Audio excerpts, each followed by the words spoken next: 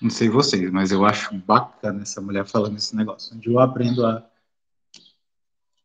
fazer um negócio assim tão uau.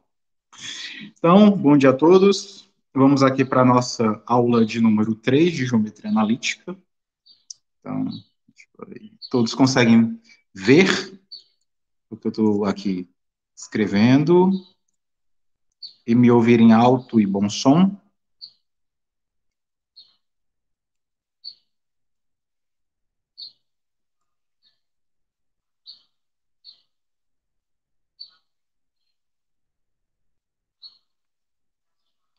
Todos conseguem ver e ouvir?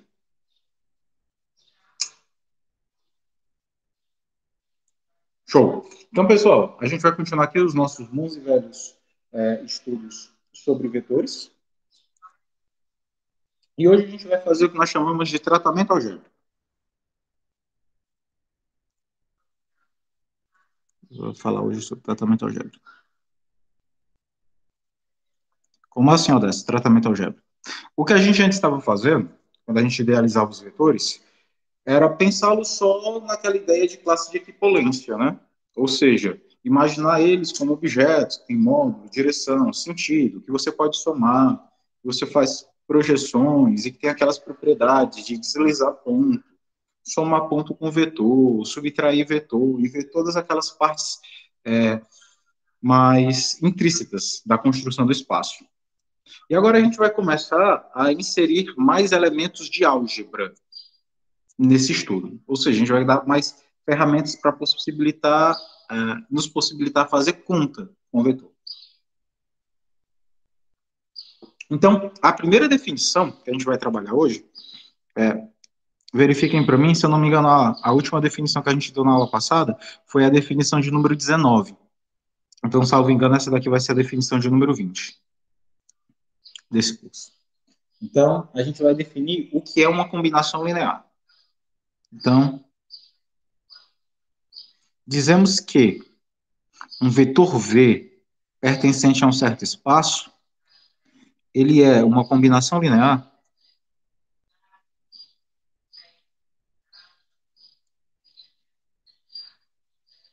que aí eu posso, às vezes, só escrever assim, CL, para indicar combinação linear de forma abreviada, de um grupo de vetores. V1, V2. Vou colocar aqui um espaço E qualquer, para não admitir dimensão mínima. Até um certo Vn, se existirem, esse E virado para trás é o símbolo de existir, ok, gente? Alfa 1, alfa 2, alfa 3, até um certo alfa n, pertencente aos reais, tá o quê? O V se escreve assim. Alfa 1, V1, mais alfa 2, V2, mais um certo alfa 3, V3, até um certo alfa n, Vn. Pronto. Essa é a ideia, pessoal, de combinação linear. Eu digo que um vetor V, ele é a combinação linear de outros vetores, V1, V2, V3, até o Vn, se existirem números reais, alfa 1, alfa 2 até o alfa n, é capaz disso daqui. Odécio, o que é que efetivamente tu está falando? Eu vou aqui escolher, por exemplo, o caso n igual a 2. Então, imagine que eu tenho um vetor V e um conjunto formado por apenas outros dois vetores, V1 e V2. Uma combinação linear desses vetores seria algo assim, ó. O vetor V, ele seria um certo alfa V1, alfa 2, V2. Ou seja, eu estou dizendo que o alfa 1 e o alfa 2 têm como uma característica criar o V. Então, digamos que tu tem um espaço, digamos que o Thiago tem um espaço. Aí o Rômulo chegou lá e tirou o vetor V do espaço do Thiago. Aí o Thiago ficou com um espaço sem um vetor. Só que o Thiago, ele tem um conjunto mínimo de vetores, que logo lá na frente a gente vai chamar esse conjunto mínimo de base, e esse conjunto ele tem a seguinte característica. ele é capaz de recriar qualquer vetor do espaço. Então, ela é a quantidade mínima de elementos do espaço necessários para criar o espaço por completo. Então, essa é a ideia quando eu falo inicialmente de uma combinação linear. Combinação linear é o método utilizado para criar vetores a partir de outros vetores. Então, se eu tenho os vetores V1 e V2, a partir deles eu posso criar o vetor V. Então, como é que seria essa criação, geometricamente? Suponha que tu tem o vetor V1 e tu tem o vetor V2.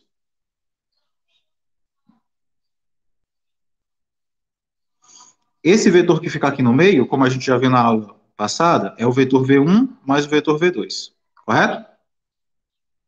Agora, pode ser que esse vetor, criado pela soma de V1 com V2, não dê exatamente esse vetor que você quer. Aí, o que a combinação linear permite? A combinação linear lhe permite o seguinte: você pega o vetor V1 e estica ele.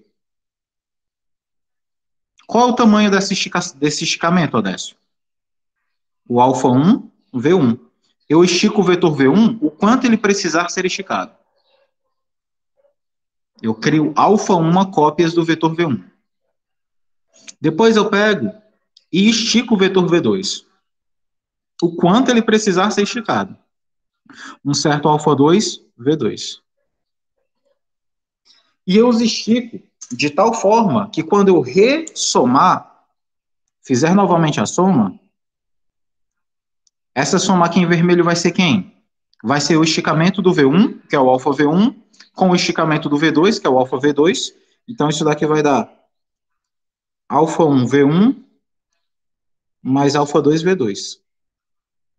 E isso daqui vai justamente recriar o vetor V que eu precisava. Então, se o alfa 1 e o alfa 2 sozinhos não conseguem gerar o vetor V, algum esticamento do alfa 1, juntamente com algum esticamento do... Aliás, perdão. Algum esticamento do V1 com algum esticamento do V2 será capaz de criar. Então, a ideia da combinação linear é você conseguir valores de dilatação necessários para que você consiga recriar qualquer vetor que você precise. Então, essa é a ideia da combinação linear. É como você obtém um vetor a partir de outros vetores dados, através de múltiplos, como a gente viu na aula passada, né? Alfa 1, V1 é um múltiplo de V1, alfa 2, V2 é um múltiplo de V2, e quando eu escrevo alfa 1, V1 mais alfa 2, V2, isso é uma soma de múltiplos. Ou seja, a combinação linear lhe diz que no seu espaço, todos os vetores podem ser criados por múltiplos de outros. Então, você consegue uma quantidade mínima de vetores do espaço, cujos seus múltiplos são capazes de recriar qualquer outro elemento do espaço. Ficou claro, pessoal, essa ideia do que é uma combinação linear e qual é a funcionalidade dela dentro de um espaço de vetores? Já que, de certa forma, ela possui o germe de toda a criação vetorial. A partir desse conjunto mínimo, você é capaz de recriar qualquer outro elemento. Deu aí para entender como é que foi a sacada da ideia da combinação linear? Professor, então, de forma... Desculpa, posso falar? À vontade, a hora que Pronto. precisar. Então, a demonstração mesmo real e certa foi a segunda que você fez, né? Perdão, Elaís, eu não entendi a pergunta. Não, porque assim, você falou que o tamanho do vetor, por exemplo, posso chamar, não sei se eu posso chamar de vetor resultante, que está no meio, Pode. o primeiro, né? Que é Sim, o V1 mais o V2. Você falou que ele não mostra exatamente o tamanho real. Mas se você enxergar os outros dois vetores, como você fez no segundo exemplo, realmente vai mostrar e dar o resultado do V. Aí eu tô perguntando se realmente o certo seria então o segundo desenho. o segundo. É porque o V1 mais V2, você pega os elementos da base e soma. Mas aí não necessariamente você tem a certeza que ele vai dar o vetor que você precisa criar. Pode ser que eles individualmente não consigam. Mas aí os múltiplos dele conseguirão. Porque aí você adequa. Por exemplo, você pode andar muito em um e pouco no outro.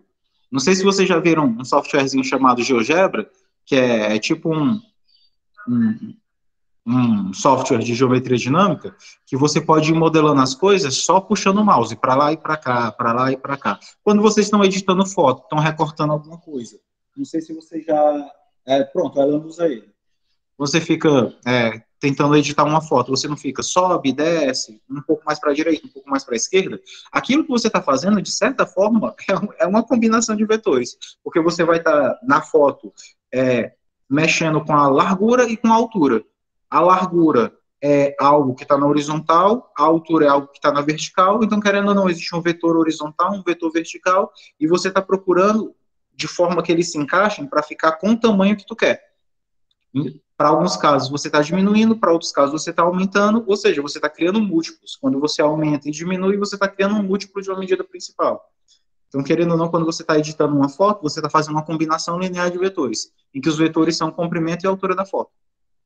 Então, às vezes, o principal você não consegue, mas com algum múltiplo adequadamente escolhido entre eles, você consegue recriar o vetor, certo? Então, o mais adequado é esse, porque esse daqui engloba todos os casos possíveis. Em particular, se o alfa 1 fosse 1 e o alfa 2 fosse também 1, tanto esse fosse 1 como esse fosse 1, ia ficar alfa V1, ia ficar 1 vezes V1, que é o próprio V1, e o alfa 2 V2 ia ficar 1 vezes V2, que é o próprio V2. E aí ficaria V1 mais V2, que dá justamente esse daqui.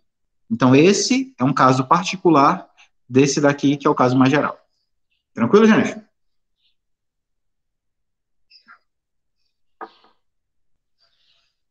De boas? Dúvidas? Show. Próxima definição. Definição 21.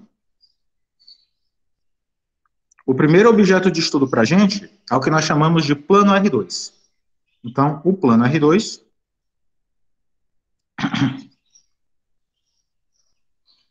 é definido como? Então, o conjunto R2 é definido como sendo esse conjunto aqui. É o conjunto dos pontos x e y, tais que x e y pertencem aos reais. Então, o plano R2, que vocês conhecem carinhosamente como plano cartesiano, é esse daqui. É um espaço de duas dimensões, por isso que a gente chama de R2, em que todos os elementos daqui são considerados pontos, cujo primeiro valor simboliza a variável x e o segundo simboliza a variável y. Ou seja, esse ponto aqui, ele está marcado no eixo horizontal no valor x, no eixo vertical no valor y. Ok? Isso daqui é o que a gente chama de plano R2. E esse plano, pessoal, se vocês observarem, o eixo x, né, ele tem uma direção, né? Uma direção em um sentido. Se ele tem uma direção em um sentido, provavelmente ele é um vetor. Absurdamente grande, mas ele é um vetor.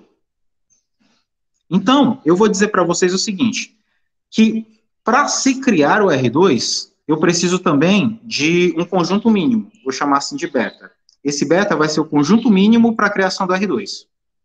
E esse conjunto mínimo, eu vou simbolizar por esses dois vetores aqui, ó, vetor I e vetor J. Eles vão ser chamados de vetores diretores canônicos. Vetores, porque, obviamente, eles têm direção e sentido. Diretores, porque eles estão apontando a direção dos eixos, ó, a direção do eixo X é esse, a direção do eixo Y é essa. E eles são considerados canônicos porque eles vão ser considerados a base de todo o plano. Ou seja, qualquer coisa que eu quiser construir no R2 será construído mediante a ação da direção I e da direção J. Ok? Eles também são conhecidos como vetores diretores ou vetores de direção. Né? Diretores já está indicando isso.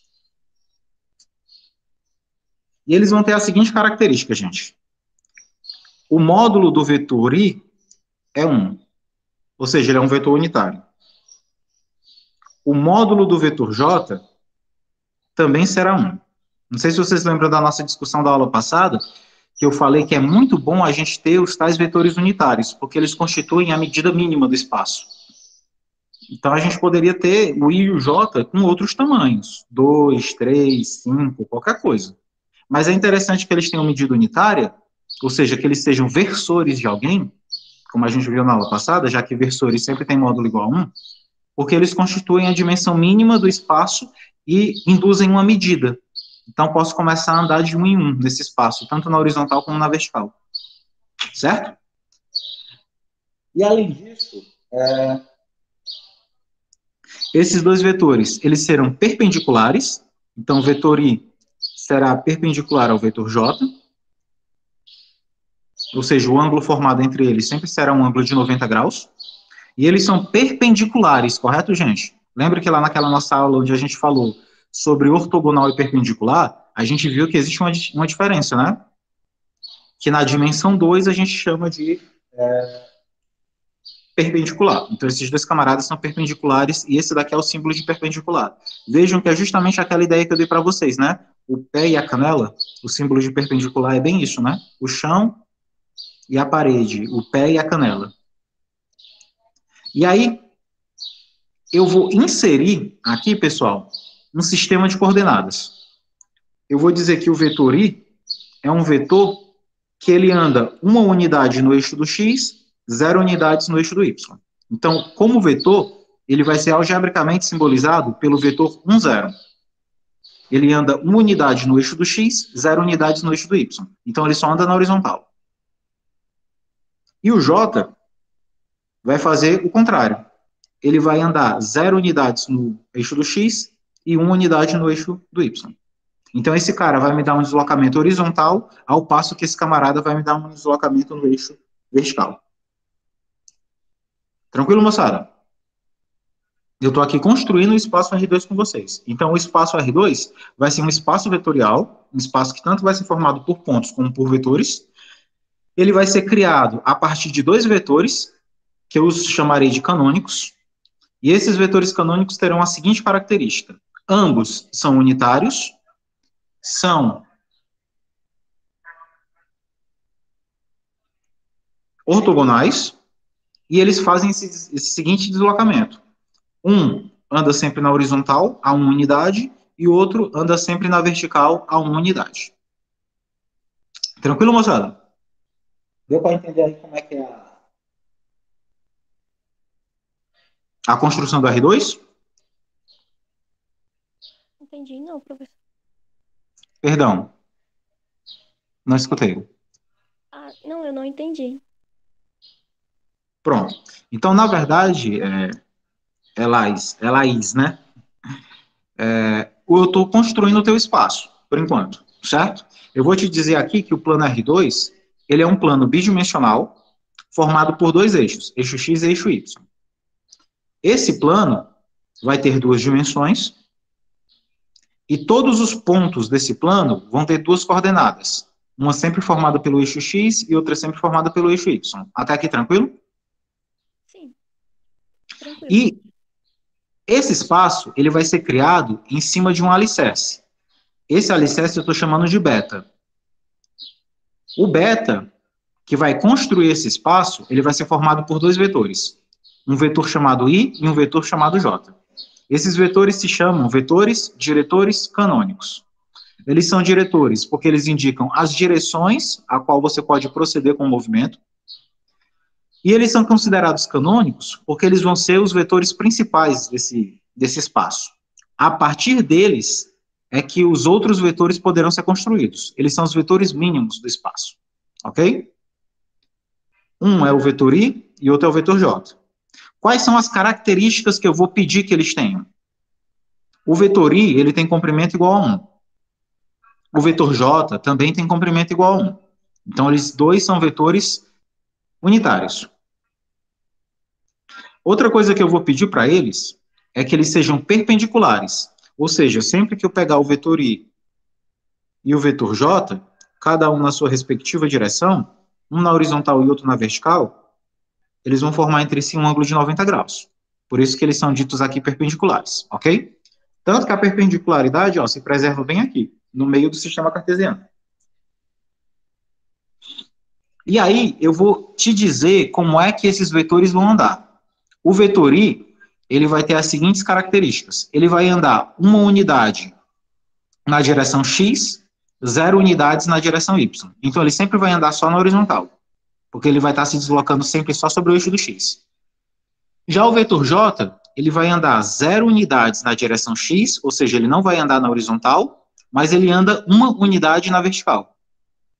Ou seja, ao invés de andar deitado na horizontal, ele anda subindo na vertical. Então, essas são as características dos vetores que vão criar o seu espaço. São unitários, são perpendiculares, e um anda sempre na horizontal, o outro anda sempre na vertical. Tá certo? Tá certo, agora entendi.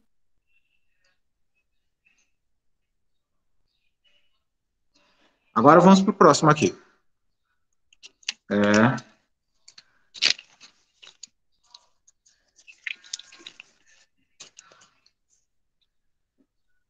Acho que segundo... aqui a gente foi até o exercício 24 na aula passada, não foi? Segundo os colegas falaram, então vamos começar hoje pelo exercício 25. Prove que todo vetor do R2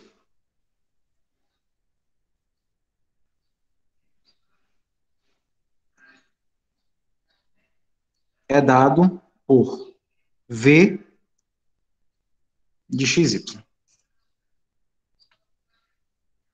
Prova que todo vetor do R2 é assim. Sempre tem duas coordenadas, uma coordenada X e uma coordenada Y. Como é que eu provo isso daqui, gente? Vamos lá na R2.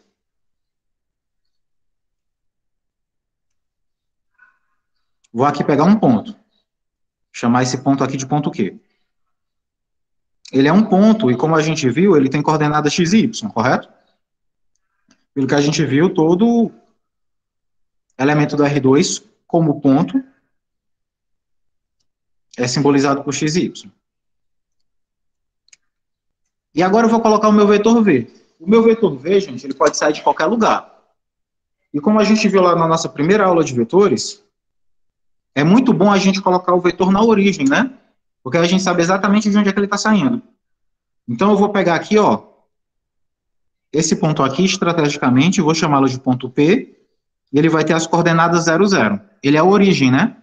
Ele tem 0 no eixo do X, 0 no eixo do Y. E agora eu vou criar o meu vetor V aqui, ó. Esse daqui vai ser o meu vetor V, beleza? Agora eu vou ter que criá-lo.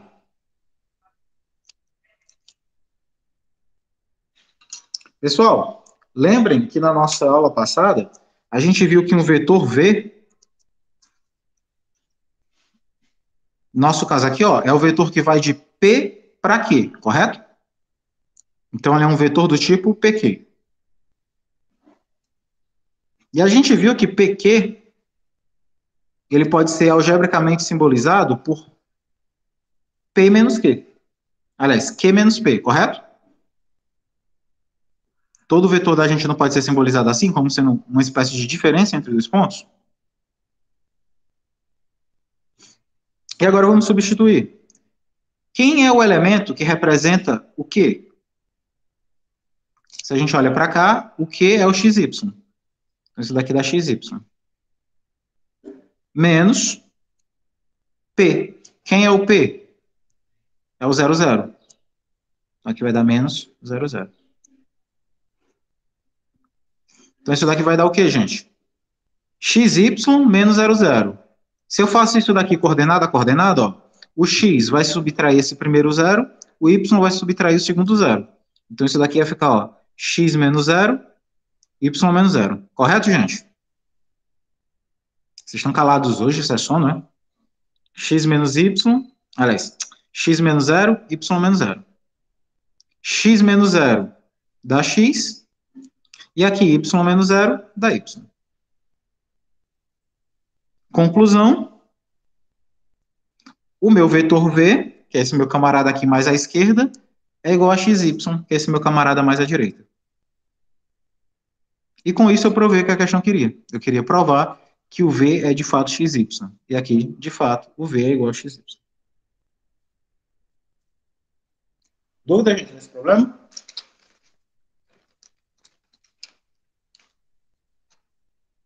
Deu para entender como foi que agora eu caracterizei? Todos os vetores agora também têm coordenadas x e y. Beleza?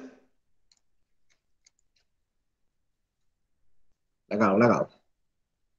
Agora eu vou criar para vocês o espaço tridimensional, que é o que a gente mais usa. Né? Então vamos para... Pois não. Cara, eu queria só saber se este desenho aí para simbolizar a nossa questão, né? Se ela não conta um mínimo, né, de nota, tal, se a gente tiver o detalhe de estar desenhando, tá ali expondo as ideias. Certo. Se tu fizer só o desenho e não fizer a parte algébrica, tu não ganha nada. Se tu fizer só a parte algébrica e não fizer o desenho, tu não ganha a questão toda.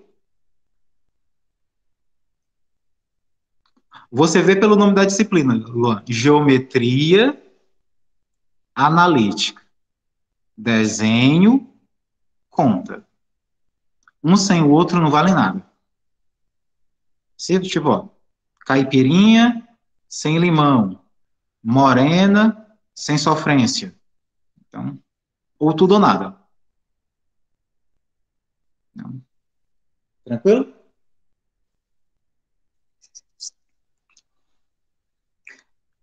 Os desenhos em geometria, eles têm um simbolismo muito forte, mas eles não demonstram nada.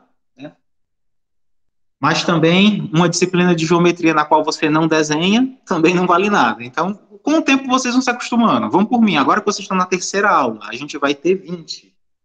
Então, vocês vão ter bastante tempo aí para aflorar os dotes desenhadores de vocês. Eu também desenho pouco e ruim, mas o importante é que o desenho ele tenha um simbolismo, né? Ele indica alguma coisa. Então, vamos lá para a próxima definição, que, se eu não me engano, é a definição de número 21. Eu vou desenhar o espaço R3. Então, o espaço R3, que é o espaço tridimensional, é dado por... Ó, o R3... Pessoal, já dá para dar uma ideia, né? Se o R2 é um conjunto de pontos de 3 coordenadas, x e y, o R3 vai ser um conjunto de pontos com 3 coordenadas.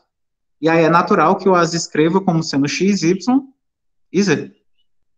Tais que tanto x como y como z são números, né? Ou seja, pertencem ao conjunto dos números reais. Pois não, Luan?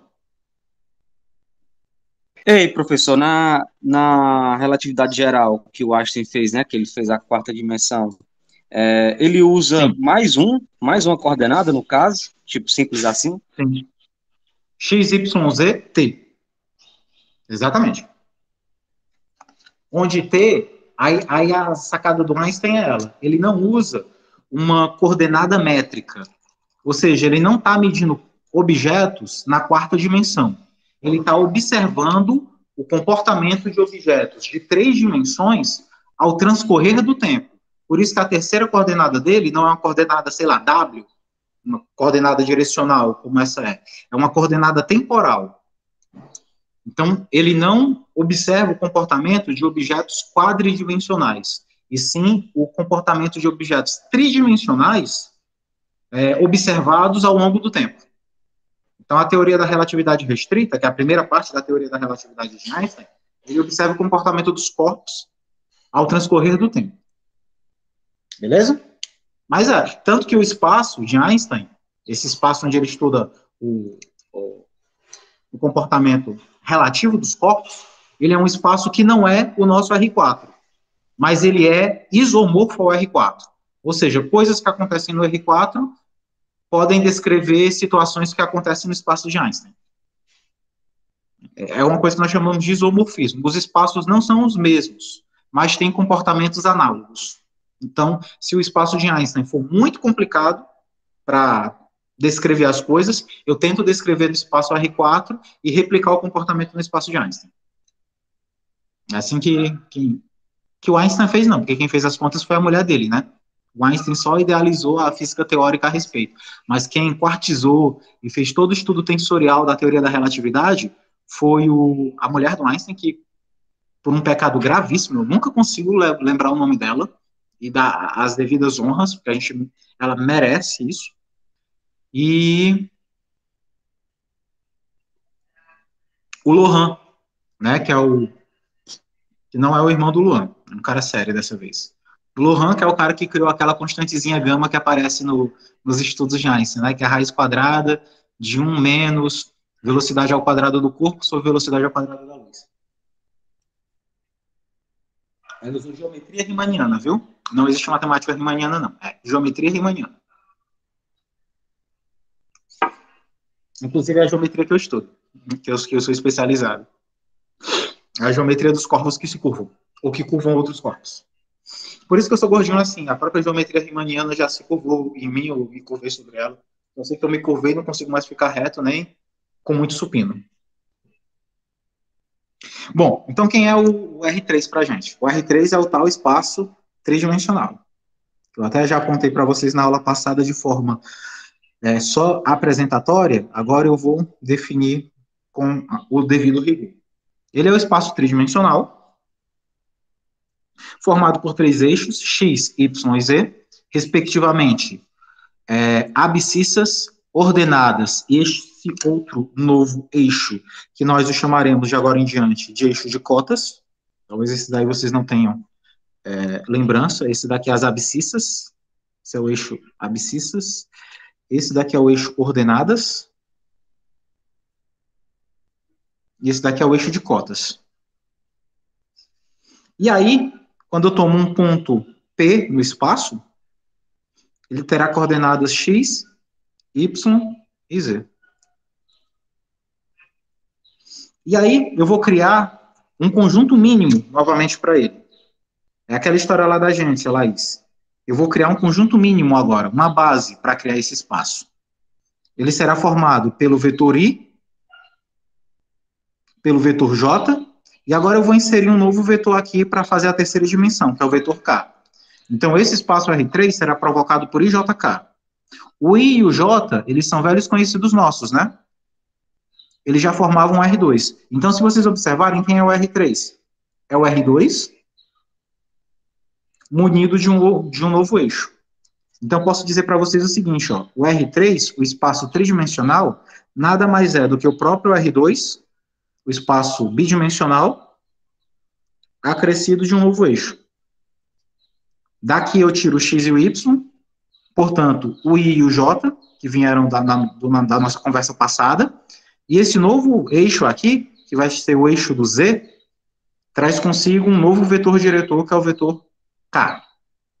Então, as direções agora serão chamadas de direções I, J e K.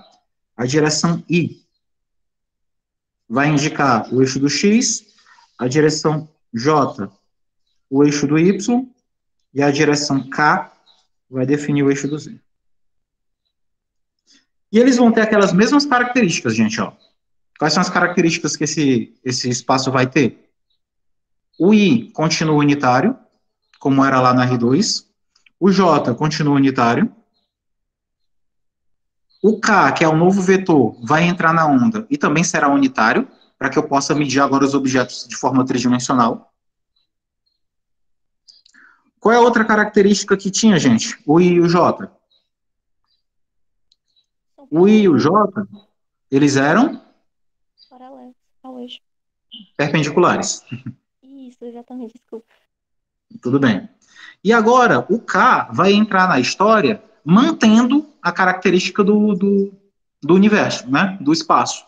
Então, o I era perpendicular ao J. O I será perpendicular ao K. E o J também será perpendicular ao K. Ou seja, todos os camaradas que geram esse espaço serão perpendiculares entre si. Então, todo mundo vai formar 90 graus. O I com o J, o I com o K, o J com o K. Vai ser todo mundo perpendicular. Todos eles farão 90 graus entre si. Tranquilo, gente?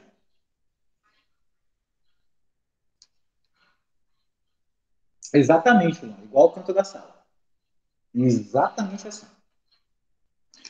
E agora, dando nome aos bois, provocando como é que eles vão se deslocar, o I, ele vai andar assim, uma unidade no eixo do X, 0 no eixo do Y, 0 no eixo do Z. Como é que anda o vetor J?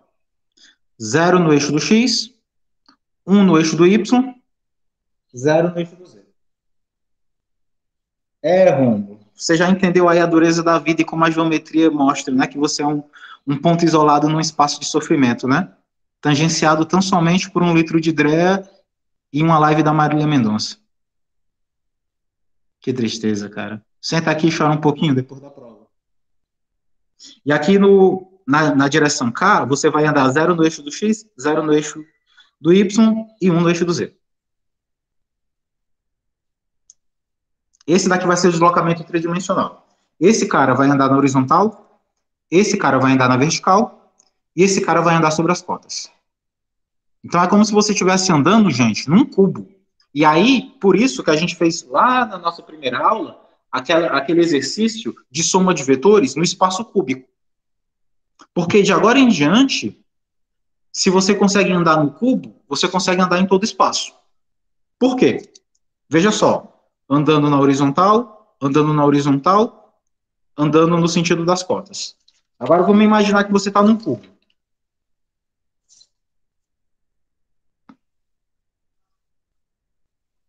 Vamos pensar aqui num cubo.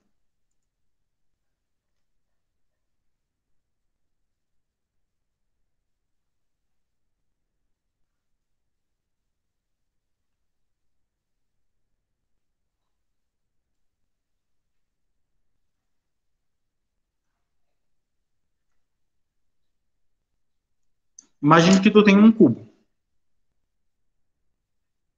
Imagine que esse cubo, o deslocamento dele é para cá, e ele tem, por exemplo, 1 centímetro. Para cá ele também tem 1 centímetro, e anda assim. E aqui ele tem 1 centímetro e anda assim. Eu posso dizer que esse cara é o vetor I, de direção I, esse outro cara é o vetor J, e esse outro cara é o vetor K.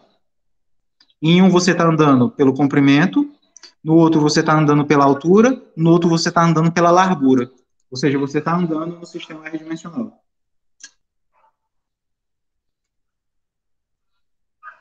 E agora seus vetores estão assim, ó.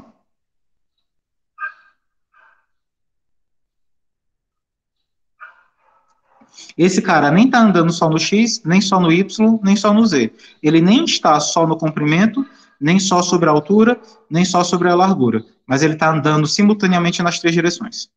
Então, esse cara aqui, ó, esse vetor V, ele é um vetor do R3, porque ele anda simultaneamente em 3 dimensões. Beleza, gente?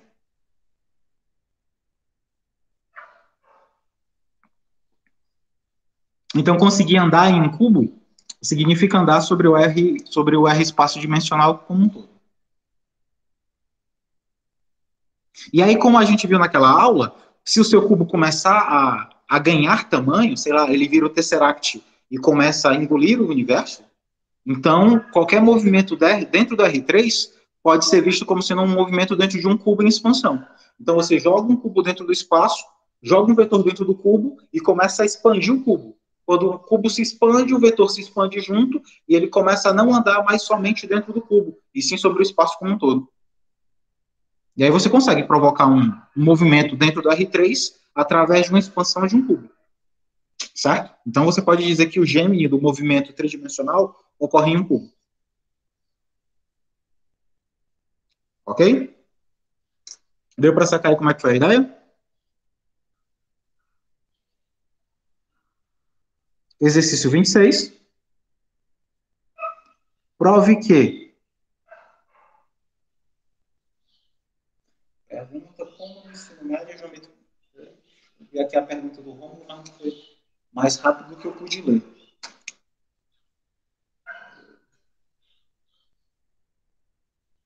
Pergunta do Rômulo.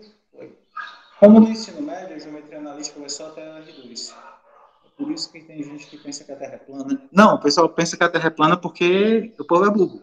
Não é culpa da geometria analítica do ensino médio, não. É porque o povo é burro mesmo. Então, prove que se um vetor V ele pertence ao R3, então o V ele tem coordenadas x, y e z. Ou seja, os vetores tridimensionais são vetores que têm 3 coordenadas, x, y e z. Vamos provar isso daqui. Prova. Pega ali o R espaço tridimensional. Como diz o popular, a construção é altamente sacaniosa, né?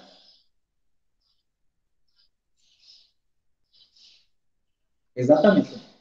Você vai acrescentar só uma coordenada. Pega um ponto do espaço, vou chamá-lo de ponto Q, e como todo ponto do espaço, ele tem que ter 3 coordenadas, x, y e z. E aí, estrategicamente, você vai escolher o outro ponto, que é o ponto P, na origem, que é o 0, 0, 0. E aí vai esticar o seu vetor, da origem até ele. Aí nessa hora você pensa, Odécio, de bilhões de vetores no espaço, por que tu sempre escolhe aquele que vai partir da origem? Simples, para facilitar a minha vida. Mas por que isso dá certo? Porque lá na primeira aula, a gente viu que os vetores, né, que um vetor, ele é um representante de uma classe de equipolência. Ou seja, uma classe que tem um número infindável de sujeitos que tem a mesma característica. Então, eu só escolho aquele cara que tem a característica mais simples para eu trabalhar. E aí, qual é a característica mais simples para os vetores? São os vetores que saem da origem. Esse cara poderia ter saído do ponto 1, 2, 3, do ponto 2, 4, 8, do ponto menos 8, menos 12, menos 23, ele poderia ter saído de qualquer outro ponto.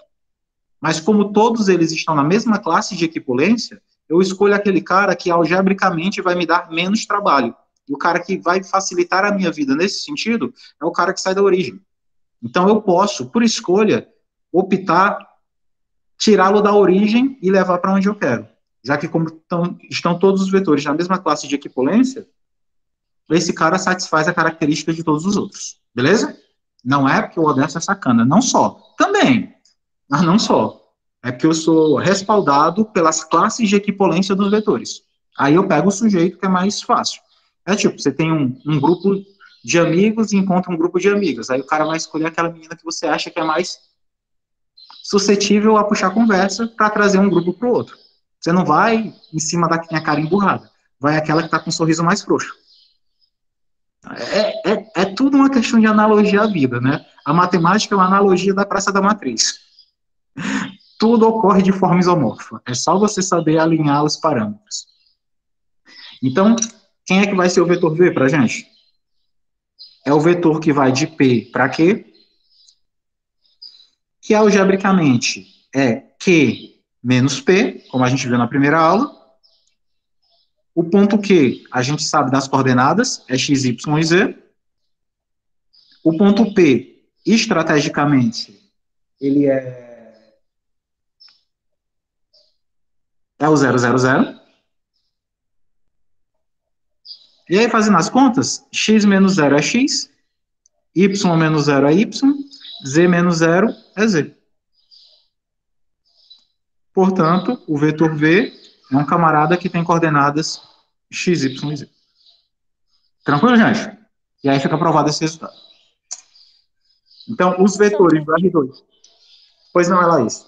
Desculpa. Não, é porque À assim, vontade. o vetor, né, V é igual a PA ou é PQ? PQ.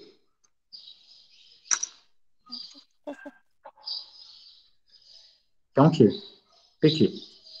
Não sei se adiantou alguma coisa, mas PQ. Não, era só isso mesmo. Pronto. Próxima definição. É a definição... Eu me perco fácil nesse negócio. É a definição de número 22. Estou tentando ser mais organizado esse semestre. Quando é que eu vou dizer que dois vetores são iguais? Então, dizemos que um vetor U que tem coordenadas, eu vou chamar assim, de U1, U2, que é como se fosse o x e o y dele, tá bom? E um vetor V que tem coordenadas V1 e V2 são iguais se completem para mim. O que a lógica de vocês sugere? Eu tenho o vetor U1 que tem coordenadas. Eu tenho o vetor U de coordenadas U1, U2. O vetor V que tem coordenadas V1 e V2. Vocês me diriam que esses dois vetores são iguais? Sobre que condição? Em modo, sentido, direção, aí tem intensidade também. Tô confusa. É porque intensidade é a mesma coisa que módulo. Ai, então pronto. Intensidade, direção e sentido. Também, é uma ótima definição. Mas, algebricamente, tentando relacionar agora as suas coordenadas, que relações você me indicaria entre os U's e os V's, de modo que eles fossem iguais? Então as coordenadas de x e y são iguais. Perfeito. Então, o U1, que é a primeira coordenada de U, tem que ser igual a V1, que é a primeira coordenada de V. E a coordenada U2, que é a segunda de U, tem que ser igual a V2, que é a coordenada de V. Então, dois vetores são ditos iguais se têm as mesmas coordenadas. Tranquilo, gente? Faz sentido para vocês?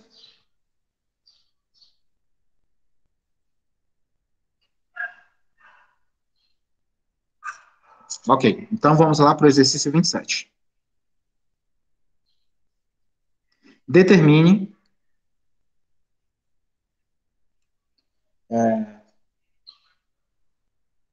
x mais y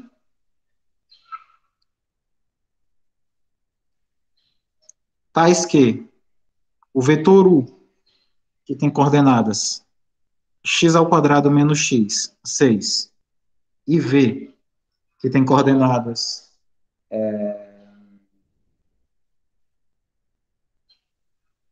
x menos 1,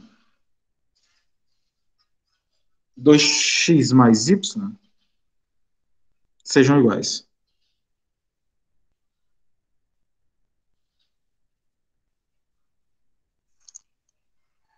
Determine o valor da soma, né? X mais y, sabendo que o vetor U e o vetor V são iguais.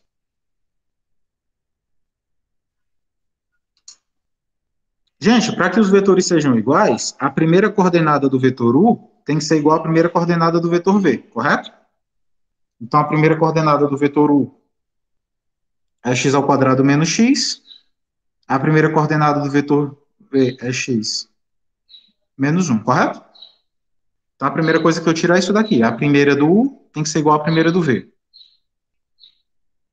Passando esses dois camaradas para o outro lado, vai ficar assim, né? X ao quadrado menos x, que já está, e esse camarada que é positivo passa negativo, esse camarada que é negativo passa positivo. Isso vai ficar igual a zero, correto? Então, isso daqui é x quadrado, menos x com menos x dá menos 2x, mais 1 igual a zero. Tranquilo, gente? Isso daqui é uma equação de segundo grau. Se vocês usarem lá, sei lá, a fórmula de Bhaskara para fazer, vocês vão encontrar que tanto o x' como o x duas linhas são iguais e ambos valem 1, viu? Só vocês usarem Bhaskara aí. Quem ainda usa Bhaskara, né? Tranquilo? Então eu descobri o valor de x. É 1. Só que, ó, o segundo valor do vetor U também tem que ser igual ao segundo valor do vetor V, correto?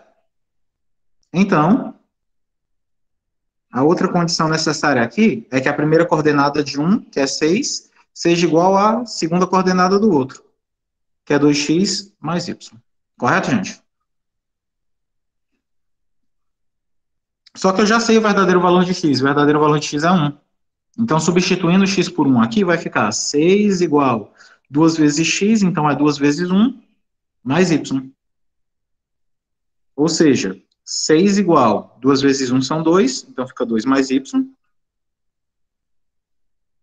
Esse 2 que está positivo passa a negativo, então você descobre que o valor de y tem que ser 4. Certo? Qual é a pergunta do problema? Determine x mais y. Então, qual é o valor de x mais y? Que é o que efetivamente a questão pede. Quem é x mais y? O verdadeiro valor de x é 1, o verdadeiro valor de y é 4, portanto, o que se pede é 5. Tranquilo, gente? Deu para entender? Deu sim, muito bom. Por isso, quando eu cheguei bem aqui, digo para vocês, vixe, quem é que ainda usa Bhaskara? Porque, primeiro, que Bhaskara é coisa de menino. Não no sentido de gênero, mas no sentido de infantilidade, né? Usa Bhaskara quem ainda é inocente. Primeiro, porque a fórmula de Bhaskara sequer é de Bhaskara, né?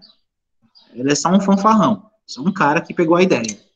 E outro, que existem outros métodos mais legais, né? Tipo, relações de Ra, método de Al-Khwarizmi, enfim. Muitas outras coisas legais. Mas tudo bem. Um dia... Gente, quem é que está fazendo elementar aqui? É uma pergunta. Ou a melhor pergunta é, quem não está fazendo? Talvez essa seja a melhor pergunta, né? Às vezes é bom não você não perguntar pelo conjunto, e sim pelo complementar do conjunto, né? Ela em elementar, pergunta para o Diego se ele pode apresentar outras formas de, de resolver equações de segundo grau, né? Ou tem outros métodos melhores do que Bhaskara. Agora eu vou definir outra coisa para vocês. Eu vou definir como é que se soma e se subtrai vetores usando as coordenadas. Então vai ser a nossa definição de número 23. Definição 23. Como diria Martin Luther King, né? Eu tenho um sonho. Terminar essa disciplina com 500 questões.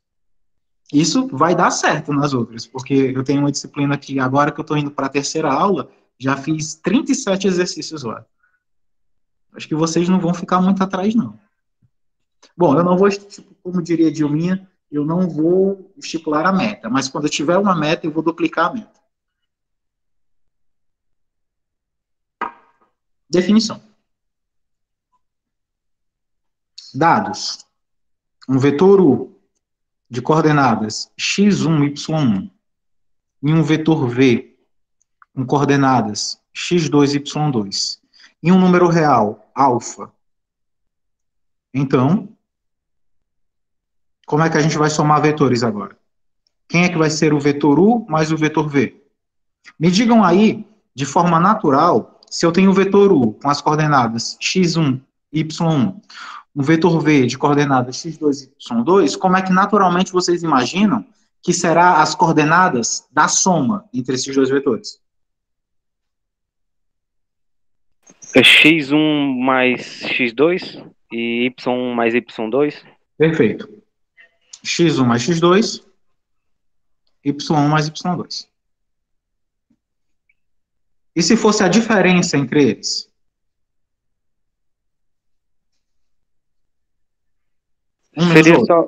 Seria só colocar o menos? Exato. Então, x1 menos x2, y1 menos y2. E como é que seria o número real alfa multiplicado pelo vetor U em coordenadas? Alfa x1 e alfa y1. Exato. É bem intuitivo, né?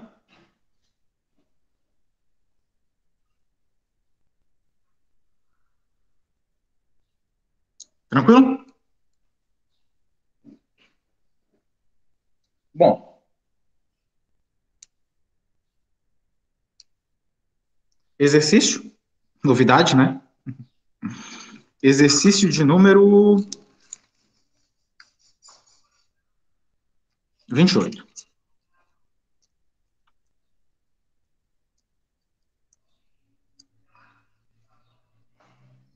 Encontre alfa e beta pertencentes aos reais, tá o quê? O vetor V, de coordenadas 10 e 2, se escreva como combinação linear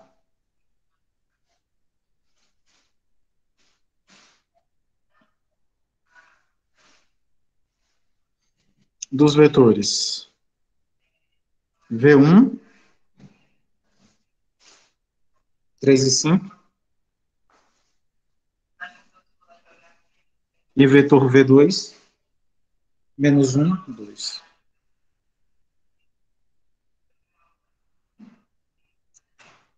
Então, descobrir alfa e beta, de modo que o vetor V se escreva como combinação linear dos vetores V1 e V2.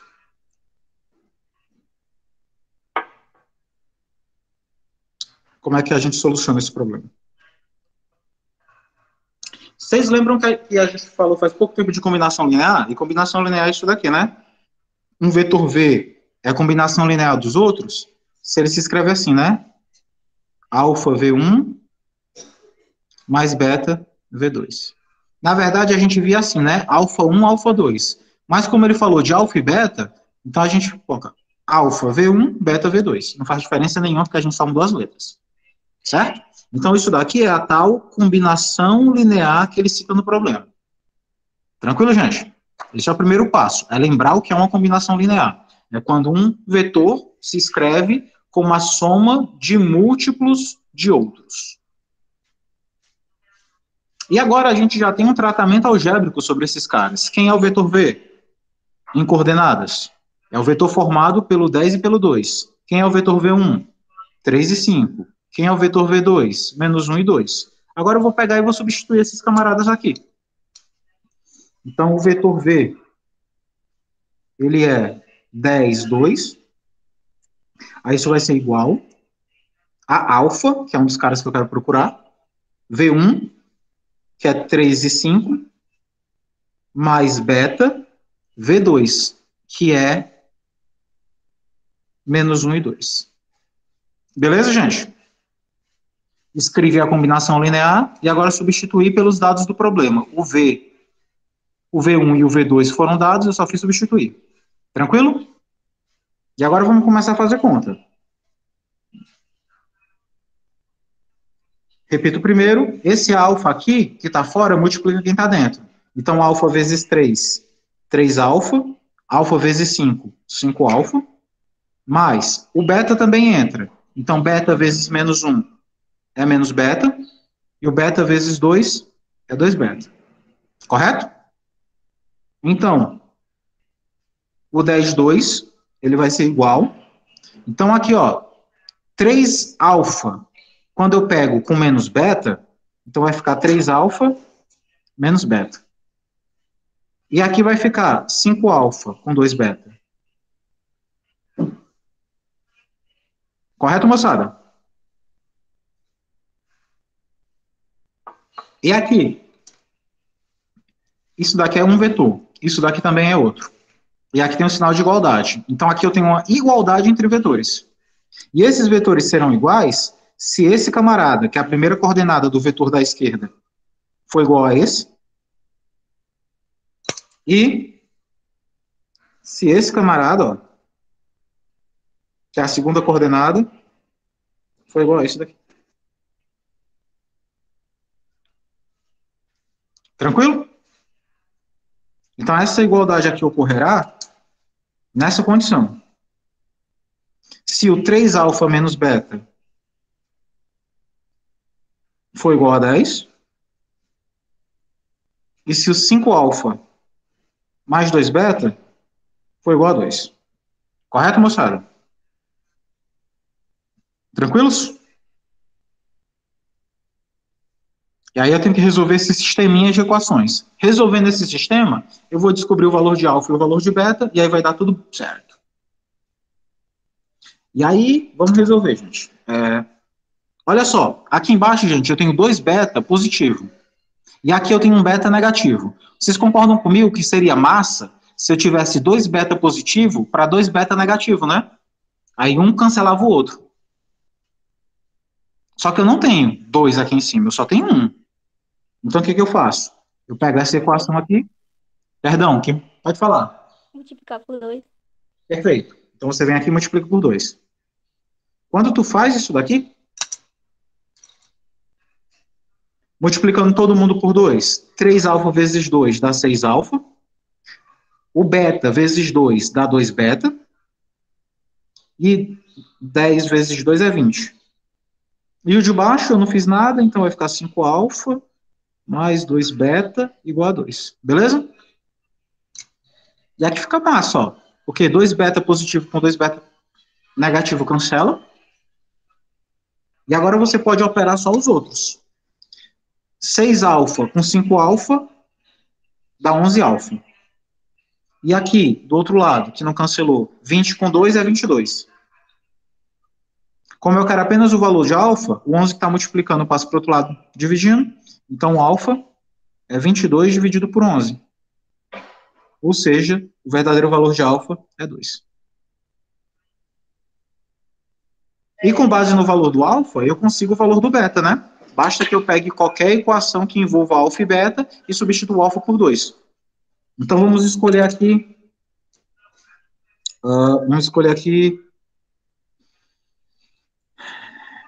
a de baixo. 5 alfa mais 2 beta igual a 2. O verdadeiro valor de alfa é 2. Então, 5 alfa vai ficar 5 vezes 2 mais 2 beta igual a 2. Fazendo as contas, 5 vezes 2 são 10. Então, 10 mais 2 beta igual a 2. Passo o 10 para o outro lado, está positivo, passa negativo. Fica 2 beta igual a 2 menos 10. Ou seja, fica 2 beta igual a 2 menos 10 é menos 8, correto? E esse 2 que está multiplicando passa para o outro lado dividindo. Então, beta é menos 8 dividido por 2. Portanto, o beta é menos 4. Então, os verdadeiros valores de alfa e beta, que fazem com que o V1 se escreva como uma combinação linear do V1 e do V2, são alfa igual a 2 e beta igual a menos 4. Beleza? Deu para entender, moçada? Agora vamos testar aqui se é verdade. Porque pode ser que não seja, né? Vamos ver se isso é verdade. O alfa, ele é 2. E o beta é menos 4. Bota testar aqui na combinação linear. Esse cara é 2. 2 vezes 3 daria 6. O beta é menos 4. Menos 4 vezes menos 1 daria 4 positivo, correto? Então, esse camarada está dando 6, esse camarada está dando 4, somando dá 10. Boa, bateu aqui.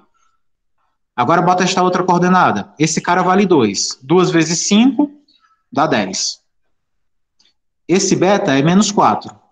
Menos 4 vezes o 10, menos 4 vezes o 2 dá menos 8.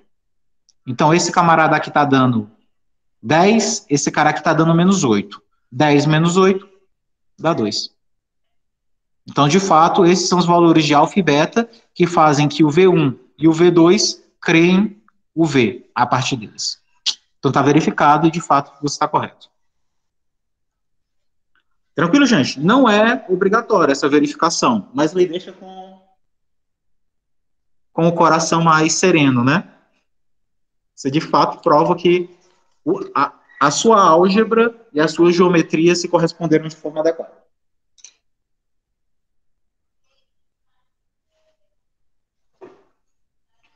Próximo exercício. Pessoal, sempre que tiver dúvida, por favor, falem, viu? Lembre, sem dúvidas tóxicas. Dúvidas são boas, dúvidas são importantes, mas dúvidas tóxicas a gente está evitando. Exercício 29. Prove que se A e B pertencem ao R2 e o vetor V é o vetor AB? Então, se o A é um ponto de coordenadas x1, y1, e B tem coordenadas x2, y2, então o vetor V tem coordenadas y2 menos y1, opa, então o V tem coordenadas x2 menos x1, y2 menos y1.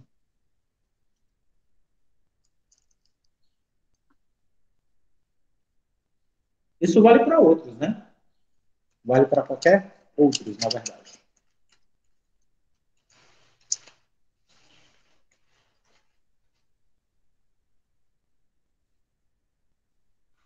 Prova.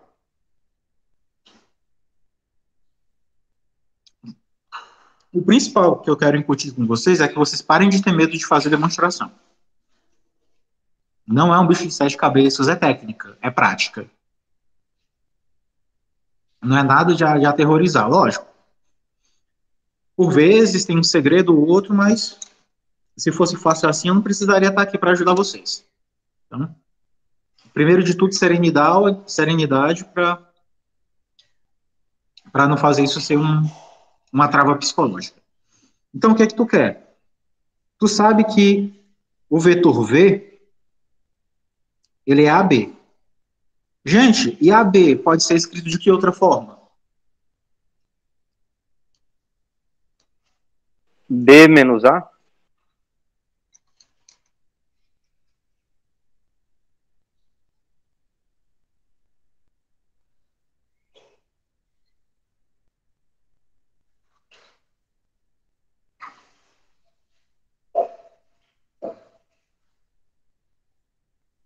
Sim, isso foi pura maldade.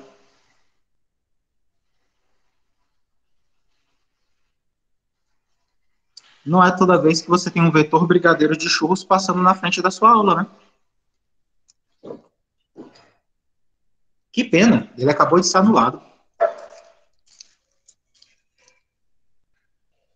Então, como o Luan falou, esse é o vetor. Posso escrever como sendo B menos A.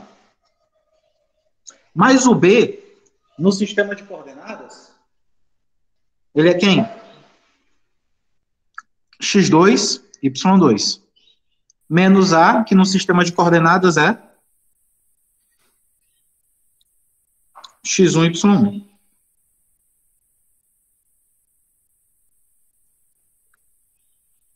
E como a gente já aprendeu a subtrair isso daqui, né? Isso daqui é x2 menos x1 na coordenada x. E na coordenada y, isso é y2 menos y1. E acabou. Você queria provar que o V é essa diferença. Então, na verdade, V é justamente essa diferença. E acabou o problema. Belezinha, gente? Deu para entender?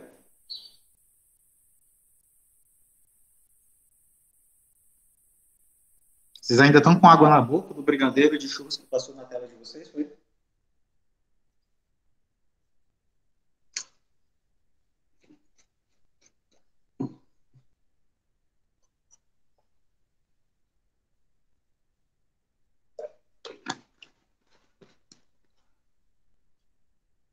Próximo exercício. Exercício 30.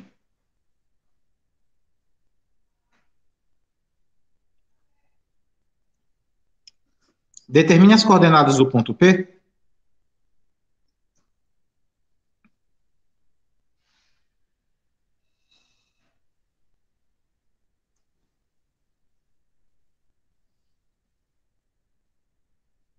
tal que o vetor AB seja igual ao vetor CD, onde o ponto A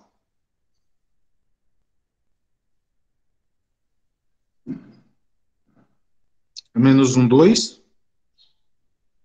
o ponto B é o 3 menos 1, E o ponto C, ele é menos 2 e 4.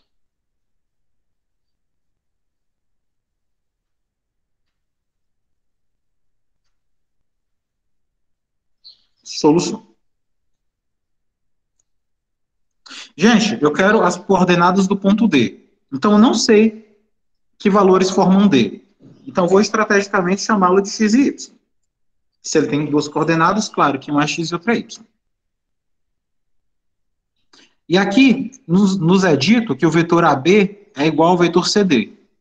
Então, vamos lá. Quem é o AB? A gente sabe que AB é B menos A. Quem são as coordenadas de B? 3 menos 1. Coordenadas de A, menos 1 e 2. Se a gente faz essa conta, ó, 3 menos menos 1. Menos com menos é mais, então 3 e 1 são 4. E aqui, menos 1, menos 2. Menos 1, menos 2. Sinais iguais, soma e repete o sinal, dá menos 3. O outro vetor que é falado é o CD. O CD, a gente sabe idealizar como sendo D menos C. Quem é o D? É o XY. Quem é o C? É o menos 2 e 4.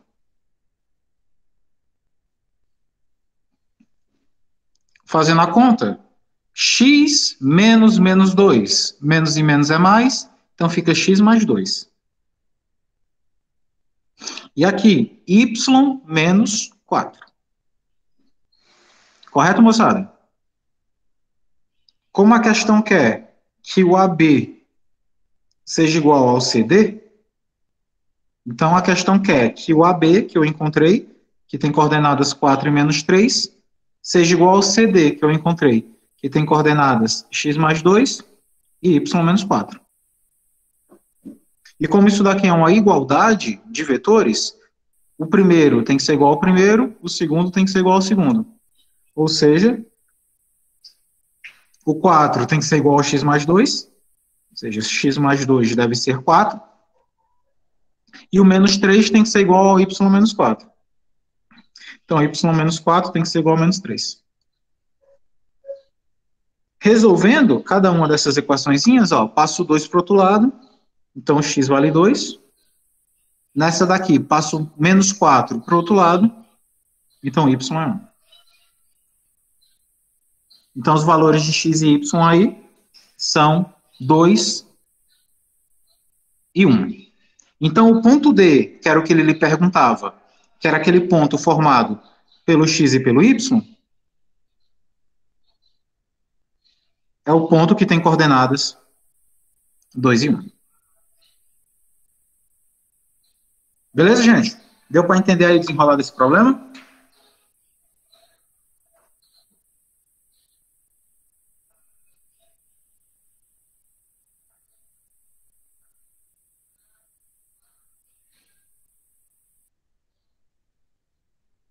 Beleza, beleza, beleza.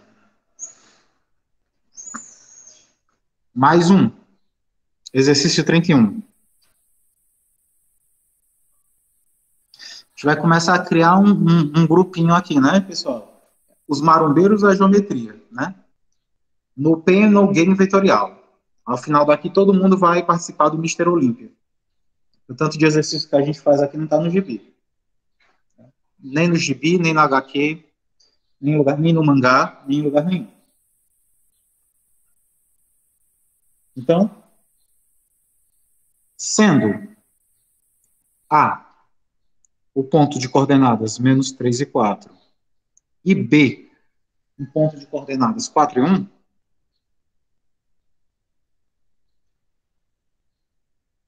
determine os pontos F, G, contidos no segmento AB, tal que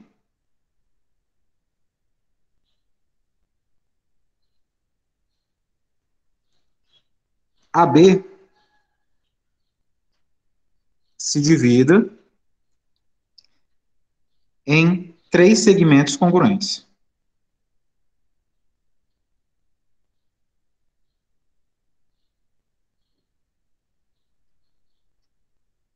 Ah, isso daqui é legal. Esse problema é um problema muito legal. Como é que é a solução dele? Primeiro eu vou fazer um desenho aqui, viu, Luan? Era exatamente isso que eu ia dizer. Tem que quebrar, né, em 3. Isso. Pega o ponto A, pega o ponto B. E tu quer colocar no meio aqui, que não é bem no meio, mas entre eles, o F e o G. Então, digamos que eu vou colocar aqui o F, e aqui eu vou colocar o G. Quando eu faço isso, eu quero que ele se divida em 3 segmentos congruentes, ou seja, em 3 segmentos de mesma medida. Então, esse camarada aqui, ó, tem que ter a mesma medida desse segmento, que tem que ter a mesma medida desse segmento. Ou seja, o segmento AF deve ter a mesma medida do segmento FG, que por sua vez tem que ter a mesma medida do segmento, que não tem nada de certo, segmento GB. Então eu quero encontrar quem são as coordenadas de F e G, de modo que eles dividam esse meu segmento em 3 pedacinhos iguais.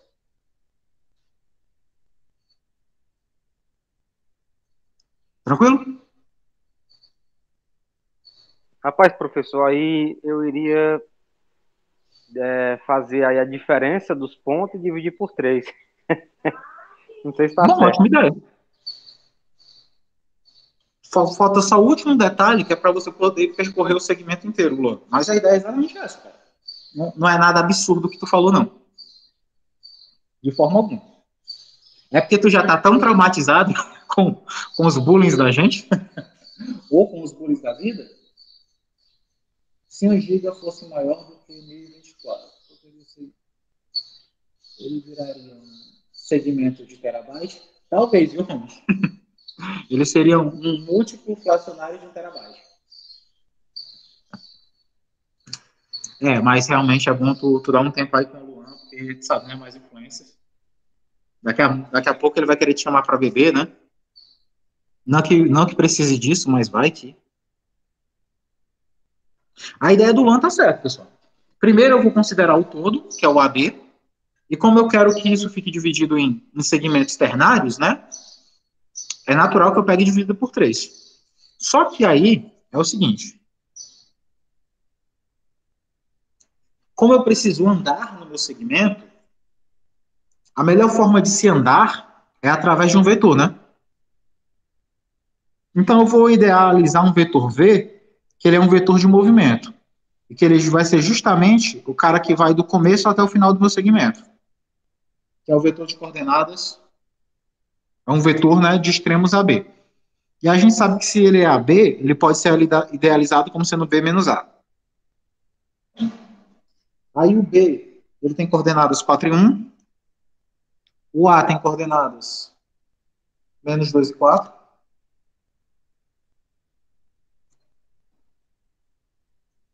É para fazer a continha aqui.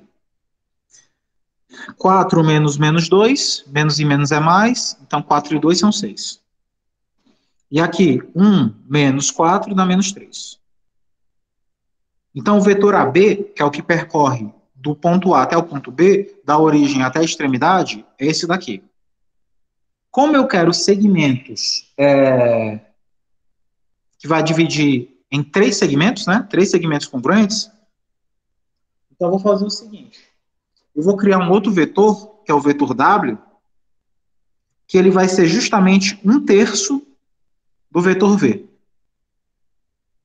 Que quando ele for percorrer todo o vetor AB, ele não vai percorrer de uma vez, ele vai percorrer de 1/3 em 1/3. Tranquilo? Então ele vai ser 1/3 de V, ou seja, vai ser 1/3 das coordenadas de V, que são 6 e menos 3. E 1/3 de 6, pessoal, 1 vezes 6 é 6, dividido por 3, são 2. 1 vezes menos 3 é menos 3, dividido por 3 é menos 1. Então, esse vetor aqui, que vai percorrer 1/3 de cada vez do total, ele tem coordenadas 2 e menos 1. Certo? Agora vamos para o desenho de novo. A, F, G, B. Eu quero sair do ponto A e quero ir até o F, para saber quem é a posição F. Então, basta que eu ande isso daqui, correto, gente? Todo mundo concorda? Que para eu sair de A e chegar no F, basta que eu percorra isso daqui? Isso daqui, gente, é 1/3 do total. Tudo bem? E quem é que percorre 1/3 do total? Dentre os vetores que eu idealizei no meu problema. Quem é o sujeito capaz de pegar 1/3 do total? Exato, não é o dado. Exatamente, Ron. Então, aqui, ó, eu posso escrever o seguinte, ó, lá pela aula passada. O ponto F, ele é o ponto A somado ao vetor W. Vocês lembram dessa história? A soma do ponto com o vetor? Para eu sair do A e chegar até o F, basta eu escrever que o F é o deslizamento do A em direção do W. Ou seja, eu pego o A, saio me deslocando a partir do W até chegar no F. Então, o F é o A mais W. Só que esses caras eu já sei em coordenadas, pessoal. Quem é o A? O A tem coordenadas menos 2 e 4. Quem é o W? É o cara que tem coordenadas 2 e menos 1. E agora eu consigo resolver essa conta aqui. Menos 2 com 2 é 0, porque tem sinais opostos, então se cancelam. E aqui 4 com menos 1 é 3. Portanto, o ponto F, que é aquele ponto que você queria encontrar as coordenadas, ele tem coordenadas 0 e 3. Uma parte do problema tu já resolveu. Agora tu quer, além do F, descobrir o G. O G, ele tá aqui, ó, vindo para cá. Me diga uma forma de escrever o ponto G. Essa pergunta é bem ambígua, né? Me diga uma forma aí de descobrir o ponto G. Deslocando esse vetor em direção a ele. O negócio está ficando cada vez pior.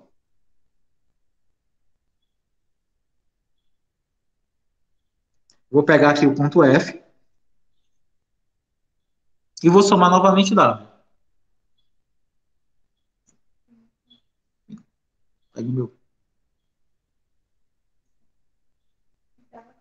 Então, o ponto G, ele vai ser F mais o vetor V, porque eu estou saindo aqui do F, vou novamente cumprir 1/3 do deslocamento, e 1/3 do deslocamento é o W.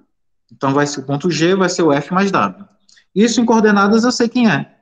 O ponto F eu encontrei anteriormente, é o 0,3, mais o W, que eu descobri lá no início, que é o 2 menos 1.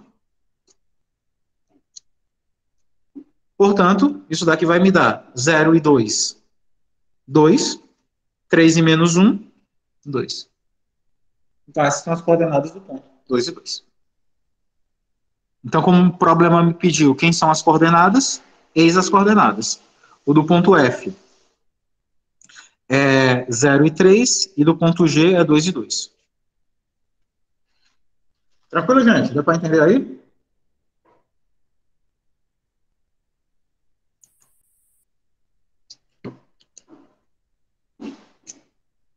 Como é que eu tenho certeza, Odécio, que eu encontrei, que isso daqui realmente é verdade? Se você quiser tirar a prova, não que isso seja necessário, mas eu continuo dizendo, às vezes é só para o cara ficar com o coração mais sereno. Isso daqui vai dar certo se eu sair do ponto G e chegar no ponto B. Então, olha só teste de confiabilidade.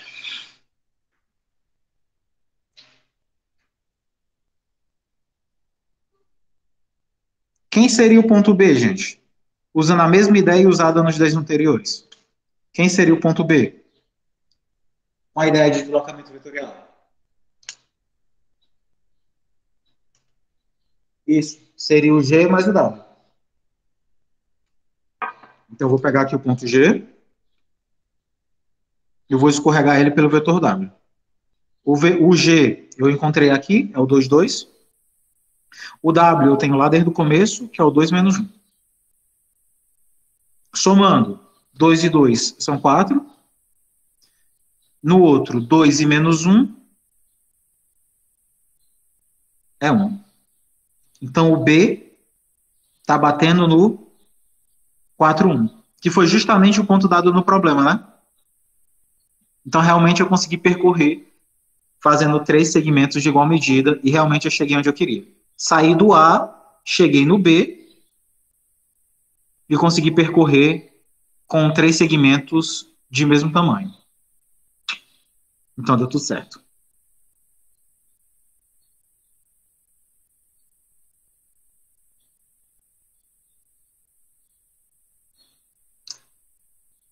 Dúvida, gente?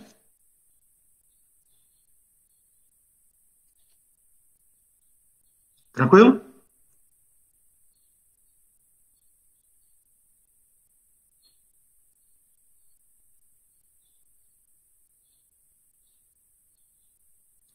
Vocês não estão com fome não, né? Vocês podem estar vendo miragem aí, um pedaço de bolo de cenoura passando pela frente da câmera.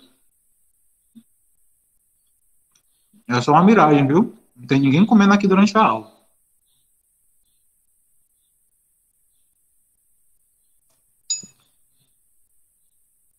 Próximo exercício. Exercício 32.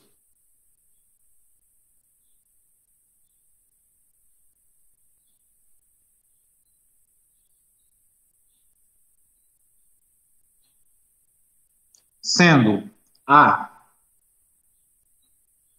de coordenadas 2, 1 e B de coordenadas 5, 2 vértices consecutivos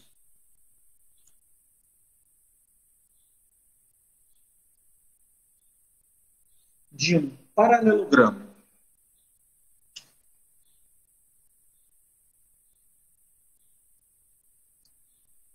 ABCD, no qual M de coordenadas 4 e 3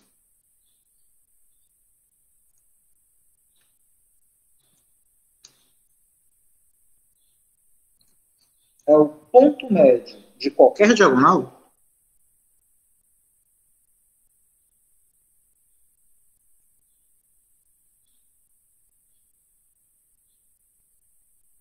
determine as coordenadas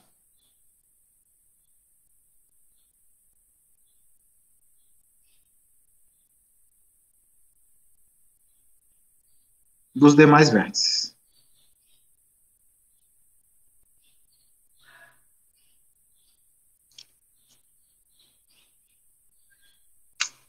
Vamos invocar aqui o Luan desenhista. E aí, Luan, o que é que você me propõe como um desenho simbólico para esse problema? Mas eu faria um retângulo, né? Aí, já começou errado, cara, porque o desenho fala de um paralelogramo. Então faz um losango. Por que a gente não faz um paralelogramo, Luan, como manda o problema? Por que tu tem que ser do contra? Tu é da letras, é? Eu acho mais estético, cara, não sei. Então faz um paralelepípedo aí. Meu amigo, paralelepípedo é um paralelogramo de 3 dimensões. Por que tu tá... Alguém entendeu aí que o Luan ele não quer ajeitar a vida de ninguém, não? Gente, ó, paralelogramo. O que é isso?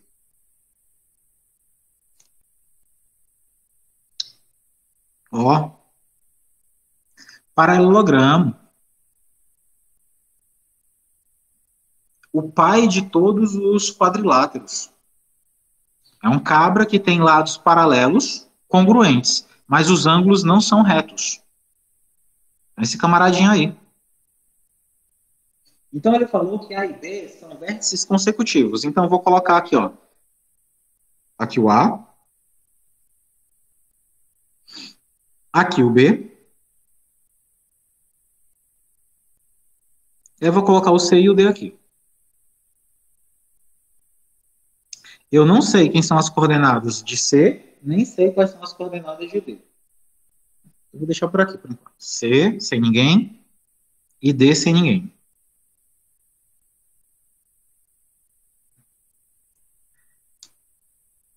Aí eu quero saber quem são esses caras.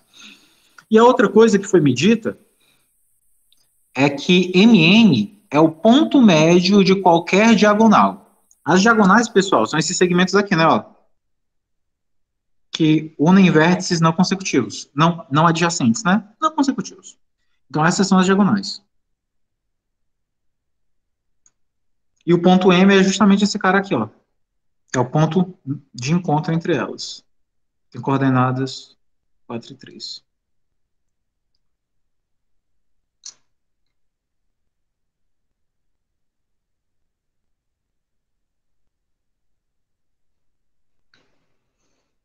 E aí? Ideia?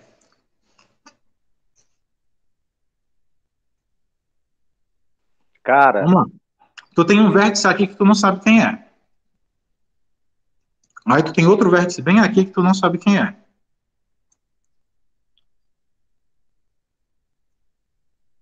E aí, qual é a ideia para encontrar esses caras?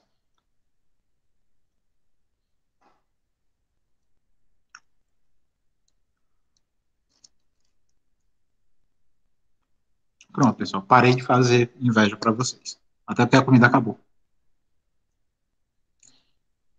Sai daqui, fuleiragem.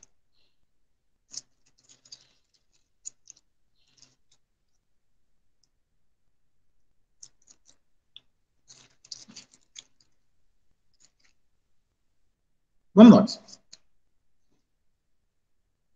Professor, Pronto. eu tinha uma ideia, mas não sei se está certo. Manda. DC é igual a B, assim, se for nas coisas. Então faz tipo isso. DC é o quê? O segmento DC ser igual ao segmento AB. Isso é verdade. Porque como eles são paralelos, ele tem que ter necessariamente a mesma medida. Isso daí está correto.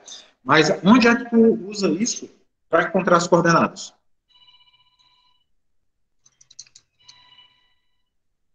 bom, cara, eu pensei no seguinte: se M é a metade de, por exemplo, de AC, o percurso todo vai ser 8 e 6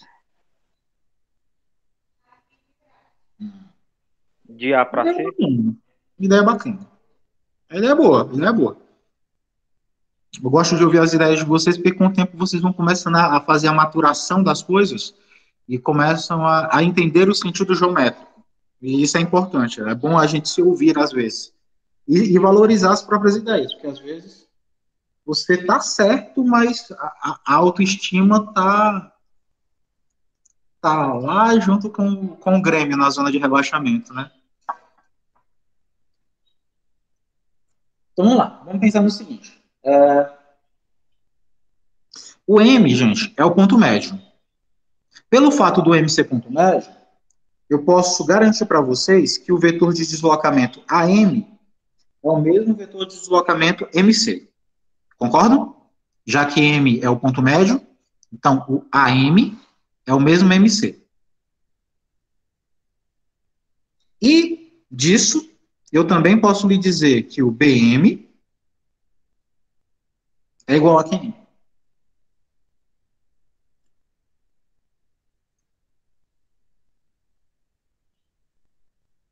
O BM seria igual a que vetor? BD, MD. MD. Perfeito. MD. Isso é verdade.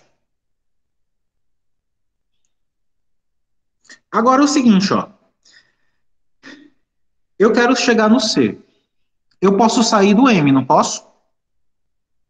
Então eu posso pensar assim, ó. Se eu quero chegar no C, eu posso sair do M e andar em cima de um vetor. De que vetor? Veja bem, ó, estou pegando esse pedaço aqui. Eu quero chegar no C.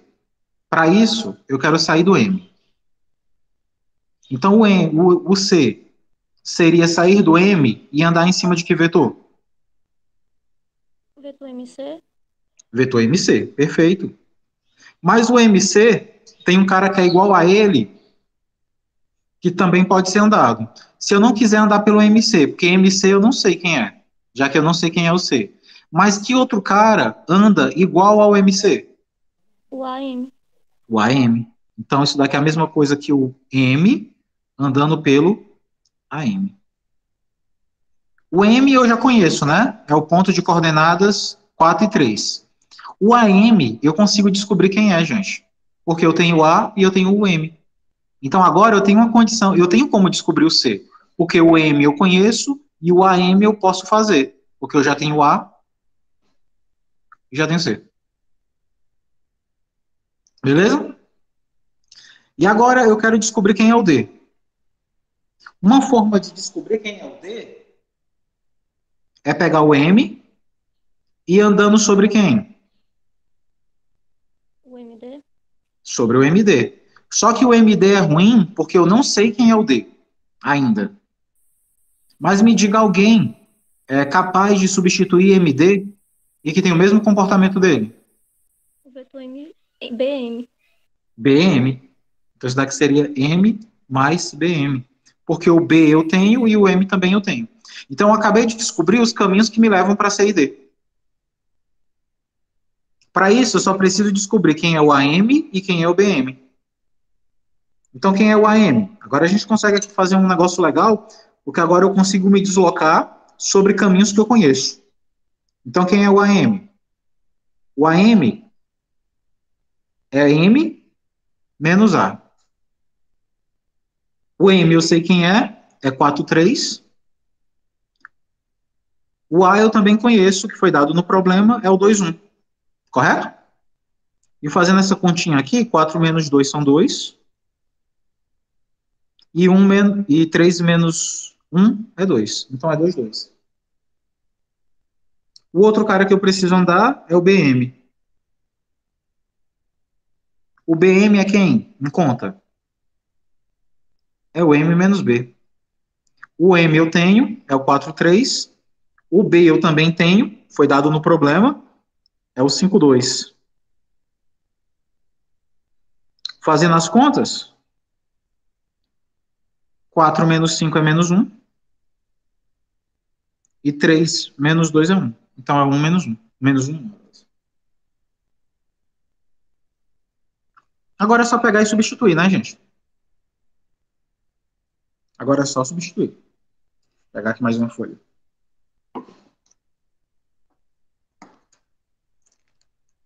Deu para entender como é que foi o raciocínio que a gente usou para construir esse problema, gente? Opa.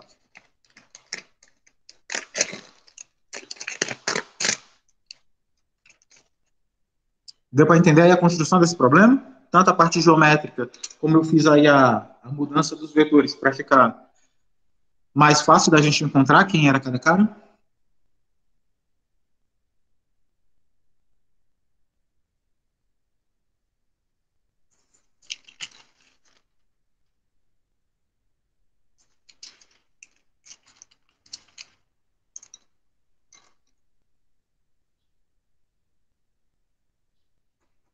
Então vamos lá. Então, o C, ele era M mais AM. O M eu sei quem é o 4,3. O AM eu acabei de descobrir quem é o 2,2. Então, fazendo essa conta aqui, 4 e 2 são 6, 3 e 2 são 5. Então, olha o ponto 6 e 5. E o D era o M mais o BM. O M era o 4,3. E o BM era o menos 1. Fazendo essas continhas, 4 menos 1 são 3. E 3 mais 1 são 4. Então, eis as coordenadas dos pontos que faltavam. Beleza, gente? Deu para entender aí?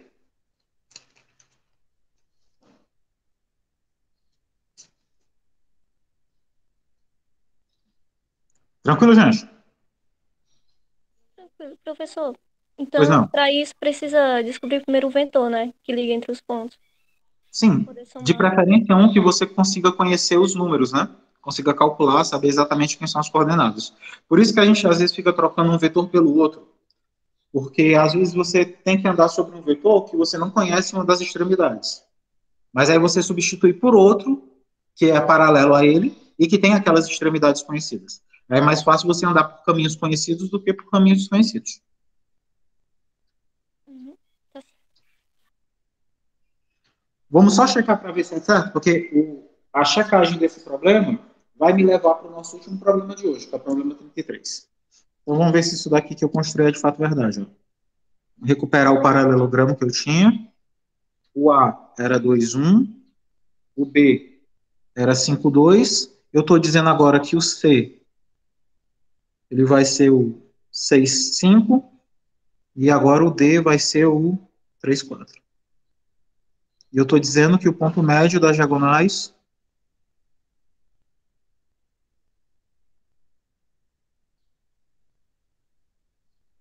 é o 4,3. Vamos ver se isso daqui procede. Gente, ó, se eu pegar esses dois camaradas aqui, ó, o 4 e o C, pegue a primeira de cada um. 2 e 6. 2 e 6 são 8. A metade é 4. Bateu aqui. A segunda coordenada, 1 e o 5. 1 e o 5 são 6. A metade é 3. Deu aqui no meio. Beleza. Agora pega as outras duas. B e D. 5 e 3, que são na primeira coordenada. 5 e 3 são 8, a metade de 8 é 4. Deu aqui no meio de novo. E por fim, aqui é 2, aqui é 4. 2 e 4 são 6 e a metade é 3. Verificado, né? Geometricamente fez sentido.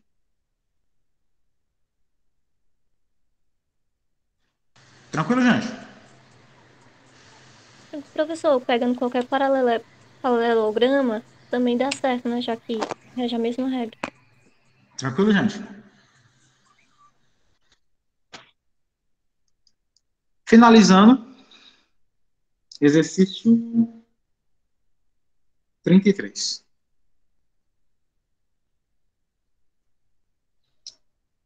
Dados. Um ponto A de coordenadas x1, y1 e um ponto B de coordenadas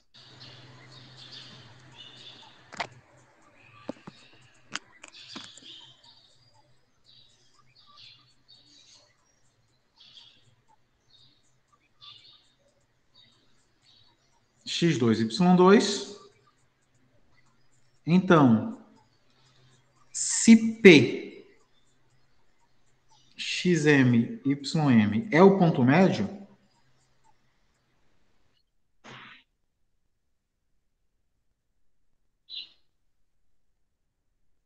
do segmento AB,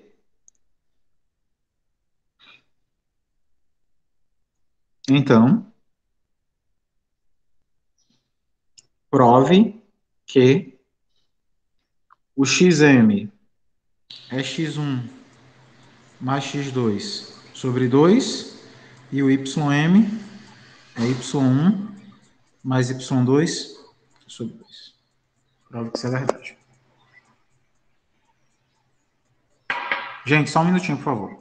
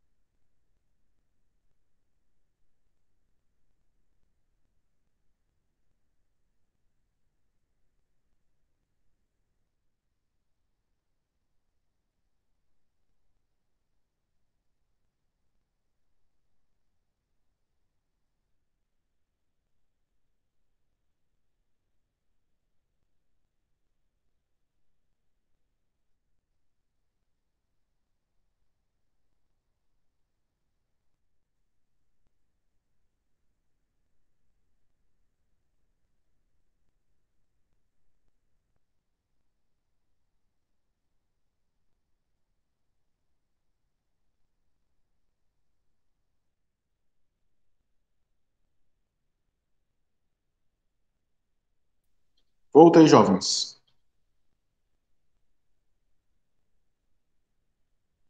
Aqui finalizar o nosso último problema. Pronto. Então, dados os pontos de coordenadas A e B, é provar que o ponto médio deles tem essa característica aí. Então, prova.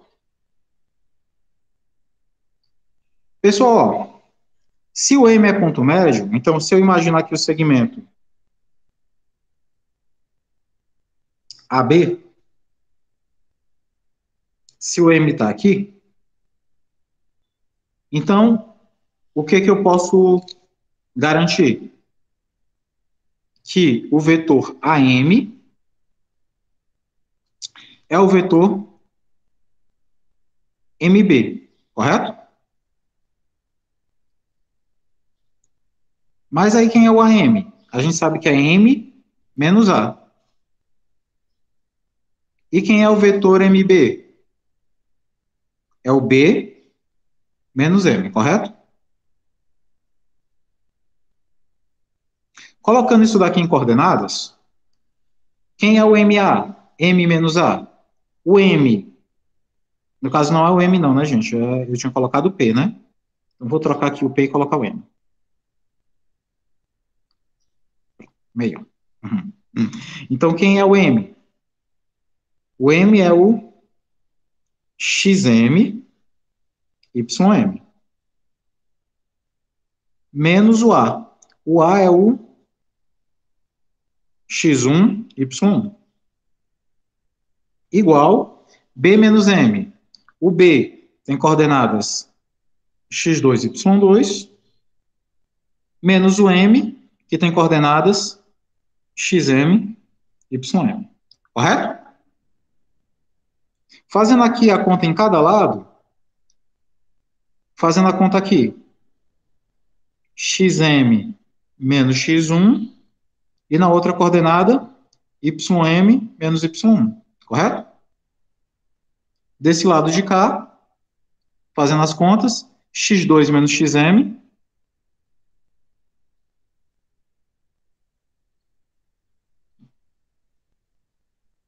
e Y2 menos YM. Correto?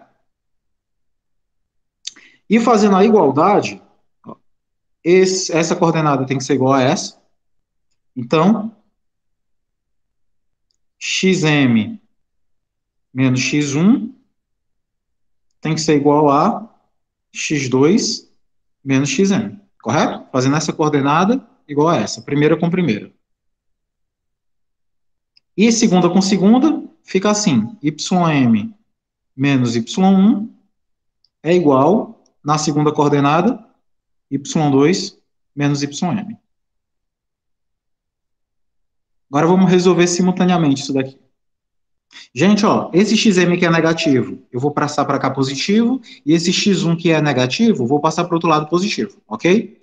Então vai ficar XM mais XM igual ao X1 que passou, mais o X2 que já estava. E aqui embaixo também, o YM que está negativo passa para cá positivo, o Y1 que está negativo passa para cá positivo. E aí vai ficar assim. YM mais YM é igual a Y1 mais Y2.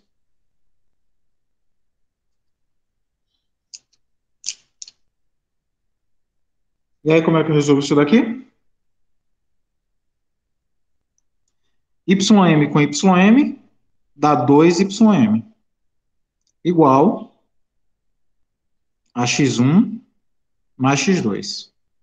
E aqui embaixo, YM com YM dá 2YM igual a Y1 mais Y2. E esse 2 que está multiplicando passa para o outro lado, dividindo.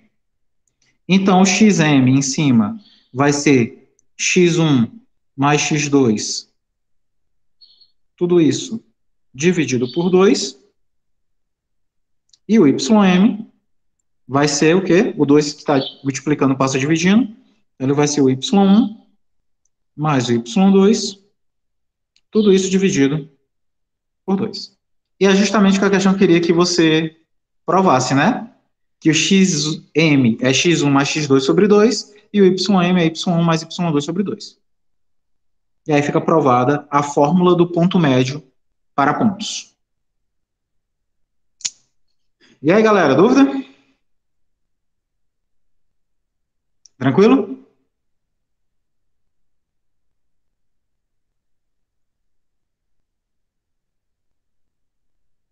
Alguma dúvida, né?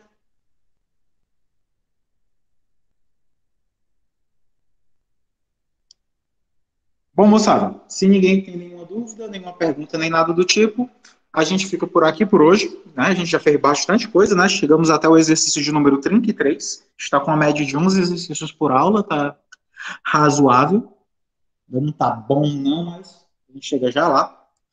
E no mais, se ninguém tiver nenhuma dúvida, eu vou aqui colocar o PDF lá no grupo, e assim que a aula estiver compilada, eu coloco ela lá, o vídeo também no Class.